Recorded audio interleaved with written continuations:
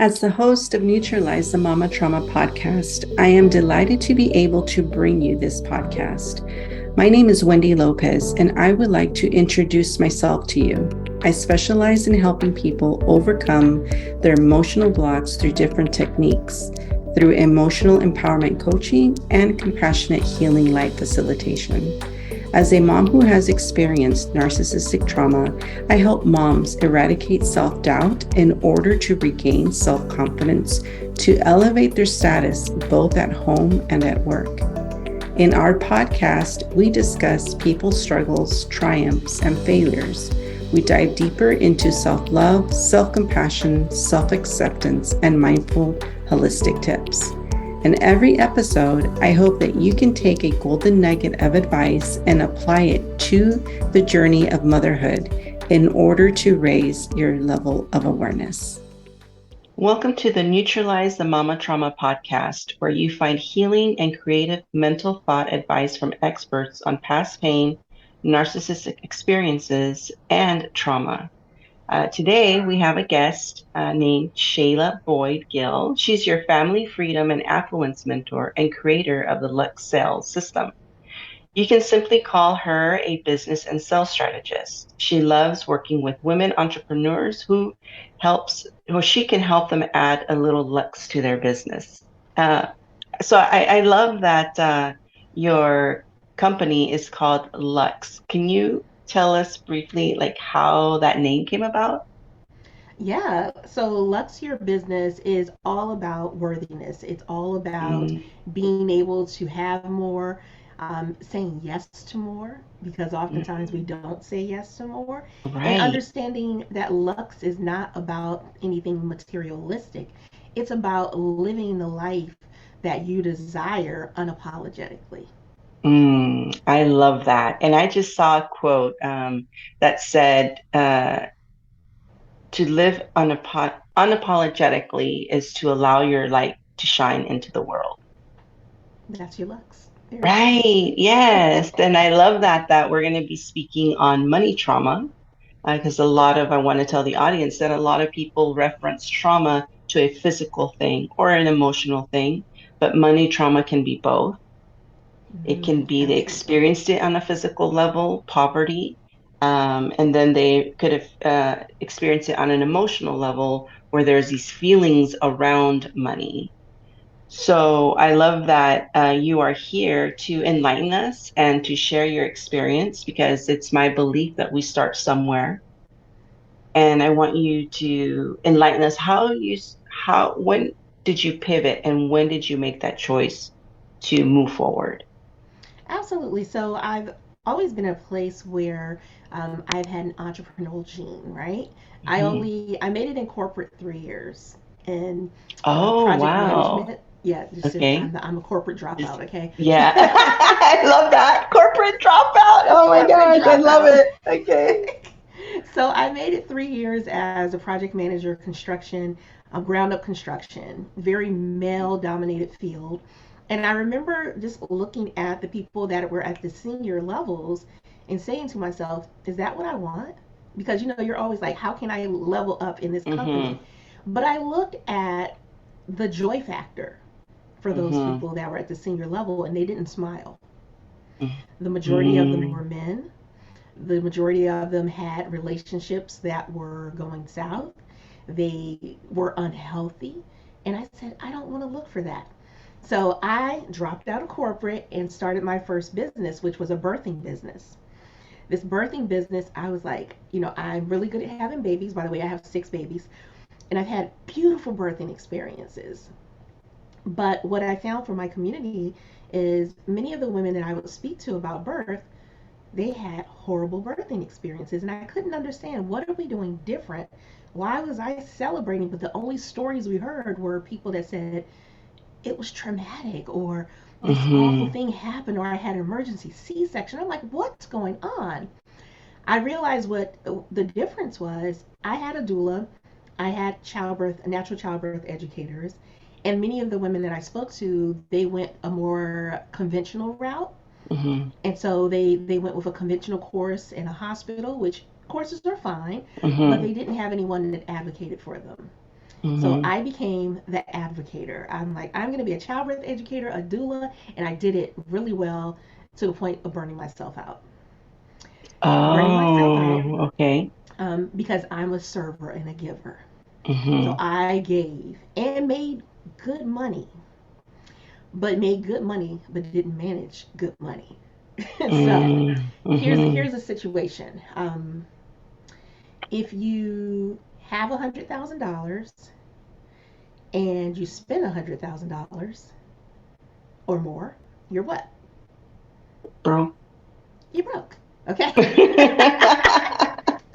So I was $100,000 in debt and did not recognize that I had $100,000 in debt because I was so busy serving, I wasn't managing and serving myself. Mm-hmm. And in that burnout and in that place of deciding what you're going to neglect, oftentimes when you're a server, you're neglecting something.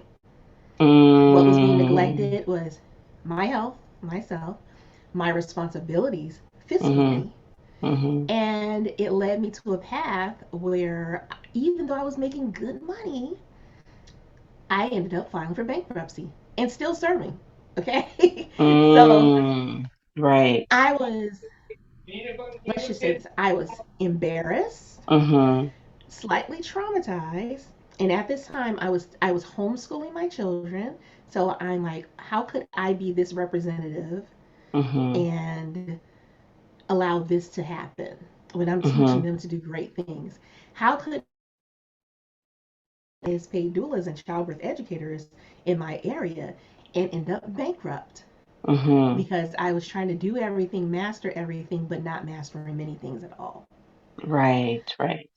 It left a really nasty stain on my Right. psyche Okay. because my story is not from rags to riches. That's not been my story. I know, we lived a classic middle class life, Mm-hmm. which was fine. Not Mm-hmm. rich, not poor, but we had what we needed, and I was taught to manage money.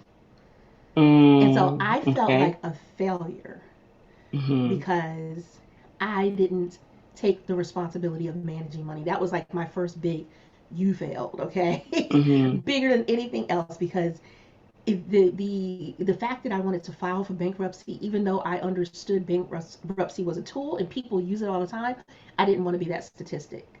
Mm-hmm. And so that played a massive role in me going down a spiral Mm-hmm. because my worthiness factor went from here to you're not worthy. Right. You're Right. irresponsible. It's your fault. That blame game is deep. Yes. So Right. when it became a serious spiral. And I will say, when you said, how did you get on the other side? There were many things that happened between bankruptcy and starting another business.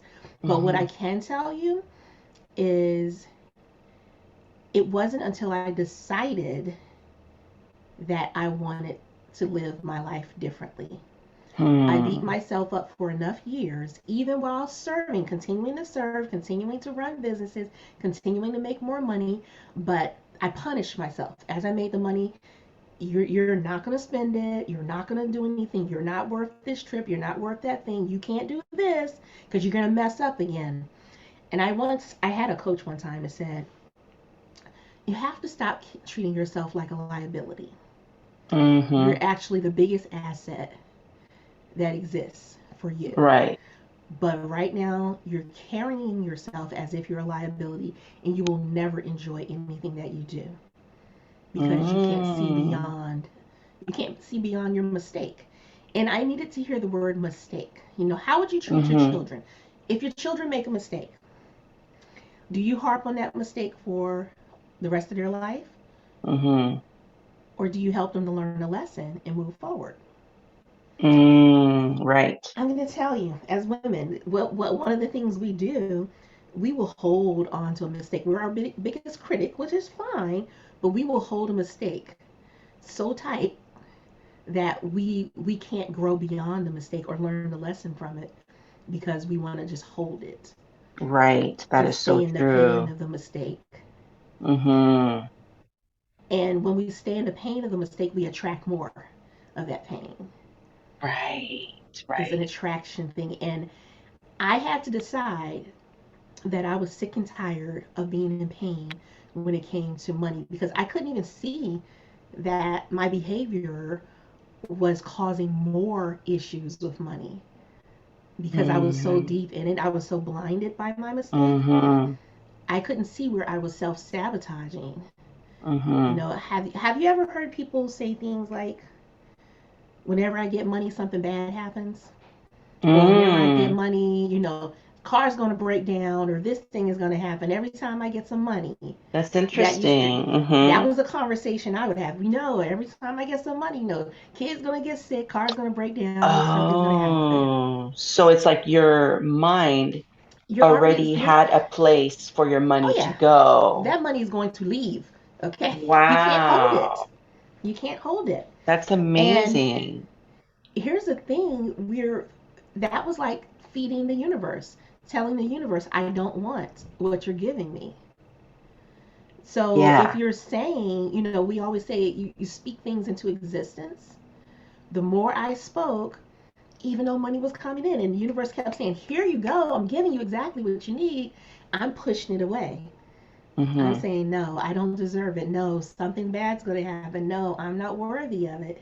And when I realized how powerful my words were, one day I'm like, "Why do you really feel that money's going to disappear?" And I'm looking at my past. Well, the car broke down when I got this big amount, and this happened when that happened. I'm like, so what if it was a coincidence? So I said, let me flip my language. Okay. Let me say something different. And so I would say, every time money comes in, I have more than enough. There's always more than Mm. enough available to me. Simple things. I had to believe it though. I would say it Mm-hmm. initially, and it was like, oh, that's BS, right? Mm-hmm. But it wasn't Right. until I chose to truly embody that for myself, embody Mm-hmm. that there's abundance, there's more than enough. There's always everything that I need is always there for me. I Mm-hmm. started showing up differently. I could sit differently. I started smiling. I started attracting what I Mm. needed. And it was Right. already there. It was already Yeah. there. I was just poo pooing on it. That's all. Yeah. It's amazing how we can do that, right? Oh, we do it, and it's so unconscious. Mm-hmm. I can see it very clearly now, even working with my clients when I'm coaching. I know how powerful words are, and I catch it for other people very quickly because I'm like, let's avoid that mistake. I've been down that road. You don't have to do that one. But it's we Right. say things, and even if we're saying it jokingly, it's set back in our minds. It's what we actually believe about ourselves. Mm. Right. And how do you feel about when you're working with your clients, resetting the money mindset? Like, where would you go from, obviously you said a good affirmation, but not having enough to having enough. Like, how would you put into words resetting that trauma around money? Yeah, the reset is what I love to tell my clients very transparently. The reset is not overnight. If Mm, it was overnight, people wouldn't be traumatized, right? And right. so, one of the things that I ask them to commit to doing is a daily approach to working on their abundance factor. And Mm, we start that by not only are we coaching with business, but we're looking at where's your abundance factor. So I will ask questions about what are their thoughts about money, because everyone comes and says, I want to make more money. And so I'm asking questions. Why do you want to make more money? And why have you not made that money yet? mm-hmm. And it's so interesting. I think that there's a misbelief that, if someone's making six figures, for example, Okay. people would assume they have a good money mindset. They're good with money. I have a lot of people that are making six figures and even seven figures that still deal with worthiness, that feel guilty about making money. Mm-hmm. They will sometimes say, I'm not worth that. I can't charge that much. And so we really look at what you desire, why you desire it, and who told you you couldn't have it. Mm, Because we have to okay. debunk some of the myths that they've created for themselves. Right. And usually, Mm-hmm. when we look at why you cannot have it or who told you you can't have it, sometimes it starts from childhood. Mm-hmm. As parents, we can say one thing that could stick with a child for the rest of their life and not realize the impact of our words. As educators, teachers, you can say one thing that could really impact a person for the rest of their life. And then even a life Mm-hmm. experience that they may have. Maybe there was a life experience where there was a divorce in the family and they saw the money Mm. shift. Yes. Maybe, they saw a parent lose a job and they saw the Mm-hmm. dynamics of money shifting. Mm. Now, think about the triggers that are coming up now with this potential recession and inflation happening, and people are now back to the factor of it's not enough. Mm. So we have I clients, for love that. example, yeah. So for example, where a lot of people may have had that first dream of I want to get to $100,000 as a business owner, just to realize it's not enough. There's Mm. so much more that you want to do and make a bigger impact, and then they're stuck at wow, I feel like I'm back at the beginning again because it's not enough, Mm-hmm. and now I have to generate more. Mm-hmm.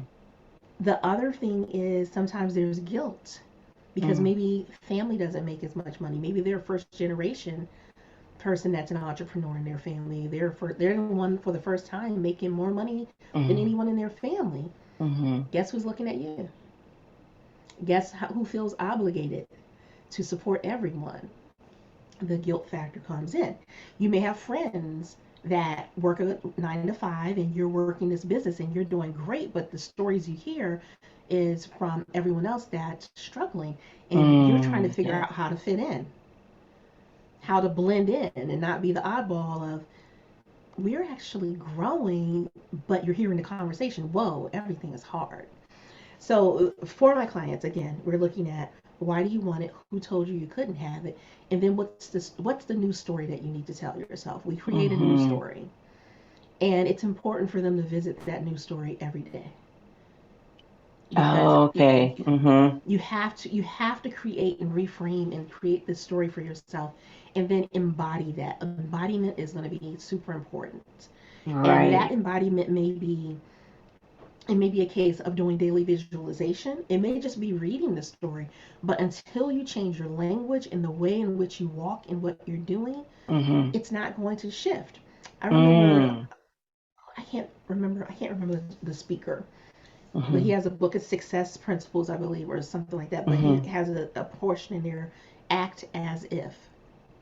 Oh, yes. Mm-hmm. I've And heard a that lot of people before. have a hard Mm-hmm. time acting as if. I Mm. don't want to Yes. fake it. I don't want to do this. I'm like, no, no one's telling you to fake anything. I'm not telling you to go Uh-huh. out there and say, I'm a millionaire. But I want you to walk into a room as if you're already where you want to be. See how you stand Mm-hmm. taller. See how you Mm-hmm. can think differently. One of the things I love to do, I'm like, you have to envision where you want to be. So in envisioning that, what will it smell like? What does it taste like? What does it feel Mm-hmm. like to be this person that you say you want to be? Because when you get there, you're going to recognize it. But if Mm-hmm. you say, I want to be this, but you still continue to behave in this lower level and Mm-hmm. you're not shifting anything, you won't even recognize it when it gets in your face. That's where we self sabotage because Mm, we'll yes. see the gifts come our way, opportunities come our way, but we don't recognize it. Right. Right. We So don't true. recognize it. So true. I've been And guilty. right, exactly. Because again, the focus has been on the trauma and unconscious or conscious, wherever it's coming from, because that's the experience Yeah. that I've had with my clients. Since Mm-hmm. you focus on this, what is a tip that you can give when they're working on their mindset? Like you said, have a daily approach on abundance mindset. I think that's wonderful, because then that brings it into existence every day of the direction you want to go. But sometimes people can just, revert back, kind of like an OCD, where it Mm-hmm. reverts back. Is there a tip you can give where it can kind of like shake it up where it's not reverting to an OCD. So there will be disruptors. Hmm. Again, if it was smooth and linear, everyone would Okay. do it. So Okay. you're gonna have paths like this where you're like, yeah, and then you're gonna have a dip. Hmm. And it's gonna be Yes. important to be able to Right. crawl up out of that dip. And sometimes crawling up out of the dip is number one, letting someone know that you're hitting the bottom again. So accountability is super Mm. important. And then going back, once we recognize, okay, I'm in a dip, because clients will come to me, they'll be on a roll. Hmm. Business is going good. And then out of nowhere, I'm afraid. And I'm like, whoa, Mm. Right. what happened? I'm like, what happened? Or it's like some like weird money thing will happen and they're just like floored. They can't function. I'm like, okay. So we recognize we're in this place. The good thing is we can actually voice it and recognize it now. And then we sometimes have to work and start over. I'm like, okay, well, where are we in the money story? This is different from the first part. This might be a new trigger that we didn't recognize Hmm. existed. Now, I am not a therapist, so I'm not going in looking at Hmm. childhood traumas or anything like that. Hmm. But we can identify just like really quickly, okay, here's a new thing that you didn't even recognize. Okay, let's reframe that story. And sometimes we have to rewrite the story over again. So your story is dynamic. Your Hmm. story of abundance, your story of growth, your story of desire is dynamic. You have permission to keep changing and shifting it. But you also have permission, if you fall backwards, to say, I need help. Now we also are able to have accountability and not be in it by ourselves. Hmm. So when something does happen, we're more likely to raise a hand and say, hey, I need help. Or you're surrounded by people that can say, you're not showing up. What's going on? What Hmm. happened? And that the tip is being supported. Hmm. And so support can look like a community, support can be an individual, but it needs to be someone or some people who understand where you're coming from, not someone that's going to support the trauma. Hmm.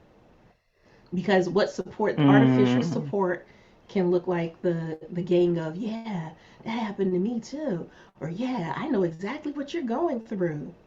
And so now we get to have Mm. the pity party together and not move, versus the support of, wow, okay, I see where you are, tell me more. Okay, where do we want to go? What do we need to do? How can I support you so we can do more? And I have seen it. Interesting. Yeah, I've seen it Oh with my man, clients. because now you You know, just it, opened up a whole new insight about when I was a corporate employee. And you sit mm, in the lunchroom and you might be talking about a challenge, and then it's that artificial support oh yeah, and it just oh yeah, gathers momentum. and it's easier. It feels good. Oh, It feels like we have a collective, and it's like a snowball effect, right? oh my gosh, yes. It's a snowball effect because everyone's like, oh, you're right. But in that, the snowball effect, there's no solution. Mm, right. There's no solution. It's something's going to blow up because the Mm-hmm. snowball gets too big. Something's going to explode Oh, and okay. someone's going to be impacted, Mm-hmm. or something is going to be impacted. That's In right. corporate, in corporate, that snowball effect, someone's going to be impacted, someone's position, it creates fear, it creates anger. It's a mess. Mm, But some interesting. people some people like drama too. Right. It's associated with drama, right? Because it's like But here's the feeding that deal. story. It feeds the story, and drama is a great way for you not to take responsibility to Oh, deal with okay. what's happening. Okay. It's a good Okay. distraction. Interesting. It's a good Okay. distraction. Because if I'm in the middle of drama, which is different from trauma, if I'm in the middle of drama, even if I've created the drama for myself, I don't have to be responsible for the thing that I'm supposed to do. That's true. Mm-hmm. That's So true. say let's look at career, or let's look at business, for example. If a client's working with me and they're in this dip, and say if they decide to create drama for themselves, all hell's breaking loose somewhere. So I have to focus on the thing, all hell that's breaking loose. Therefore, I don't need to launch this thing that I said I was going to launch, or oh, I'm going to have to push it back a little bit more, or oh, I didn't have time to do that thing over here that I said I was going to do, because I don't have to be responsible for that now. I have to take care of the drama. Yes, and that's, oh my gosh, that's so great because having any type of trauma, I believe people are focused in the drama because, like you said, it doesn't does they don't have to take responsibility for taking action to get out of the drama, get out of the trauma to And go to that sometimes, next level. yeah, you don't. And sometimes we get very comfortable with being uncomfortable, Yes. which is very interesting. It's like, you may not like the way it makes you feel, but it's familiar. Mm-hmm. It's familiar. I don't have to experience a new sensation. And that new sensation of feeling free, that new sensation of having more joy, sometimes that can be weird. When you've been in this place for so long, when you get there, you're like, oh, wait, I have more time. I have more of this. I have more of that. Mm-hmm. Again, worthiness comes in then. It's like, I'm not super busy. I'm Mm-hmm. not occupied with everyone telling me their story. I have resources. Mm. Now I'm sitting on my hands like, there's nothing going on around me. It's almost like a soap opera. It's like, I'm bored. Okay, I need to stir up some stuff. Oh, so true. And the worthiness aspect of moving beyond the drama and the trauma, then you go into this worthiness. Like you said, you have this extra time. And Yes, that's where probably people consume themselves with the drama trauma because they don't know how to sit with themselves. it's scary. Yeah, And right? if you've never sat with yourself in a peaceful place and a worry-free place, it's quiet. That stillness and the quietness of your mind versus the chaotic place, Hmm. it can be very daunting. So, and here's where I can give you something like even being mindful of what you're consuming with social media. If the people you're following, if their stories are, I had to fight to get to this place and I did all of this work to get here and all of these things are happening, and you're sitting back like, none of that's happening to me. Now, again, you're looking like, well, am I doing enough? Did I work Mm-hmm. hard enough? Hmm. And because someone told us that good things come from hard work, right? You have to work hard. But when you learn how to work smarter and you're not working harder, and what you desire comes your way and you're not exhausted, you're really questioning yourself saying, did, did I do, am I faking it? What's going on? Why is it so easy for me? Hmm. And when Hmm. it's too easy in our minds, we think we have to make it harder. So we'll do extra things to make it look like we're doing more, because now we're going into that worthiness. People are going to judge me. I'm not working as many hours. Family's looking at me. They're working 40 hours. I'm working 10 hours a week and making more money. Hmm. It's a whole cycle and it doesn't end.